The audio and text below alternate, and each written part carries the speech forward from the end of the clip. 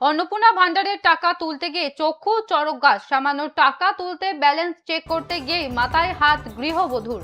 Bank অ্যাকাউন্টের স্ক্রিনে ভেসে উঠল 750 কোটি টাকা। অবিশ্বাস্য এই ঘটনায় তোলপাড় জলপাইগুড়ির যোদ্ধারটারি এলাকা। প্রথমে নিজের চোখে বিশ্বাস করতে পারেনি শেফালি দেবী। কোনো ভুল হচ্ছে ভেবে বারংবার চেক করেন, কিন্তু সেই একই সংখ্যা। আতঙ্কিত হয়ে তিনি দ্রুত বাড়ি ফিরে পরিবারের লোকজনকে বিষয়টি জানান। সাধারণ এক গৃহবধূর অ্যাকাউন্টে এত বিপুল পরিমাণ অঙ্কের টাকা এলো কোথা থেকে? ব্যাংকের কোনো বড়সড় প্রযুক্তিগত ত্রুটি নাকি অন্য কোনো রহস্য?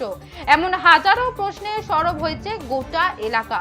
মুহূর্তের মধ্যে মানুষের ভিড় জমে যায় তাদের বাড়িতে। হঠাৎ পাওয়া এই বিপুল অর্থ যে কোনো বড় বিপদের কারণ হতে পারে তা বুঝতে দেরি হয়নি শেফালি রায়ের পরিবারের।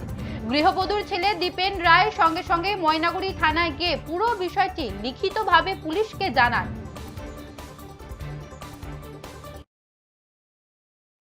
মা তো আজকে সকালবেলা অন্নপূর্ণার টাকা উঠাইতে গেছে। উঠাইতে গিয়ে দেখে যে মানে মার অ্যাকাউন্টে যে এতগুলো টাকা ঢুকছে। তারপর তো মা দেখি তো অবাক। তার জন্য আমরা যাতে মা বা আমরা ফ্যামিলি যাতে সুরক্ষিত থাকি, এই জন্য আমরা থানায় কমপ্লেন জানাইলাম। কত টাকা ঢুকছে? এখানে 700 কোটি টাকার মতো। তা আপনাদের কি অত টাকা ছিল? না, আমাদের তো মার শুধু অন্নপূর্ণার ভান্ডারের টাকাটা ছিল। 3200 কয় টাকা যেন মার অ্যাকাউন্টে ছিল।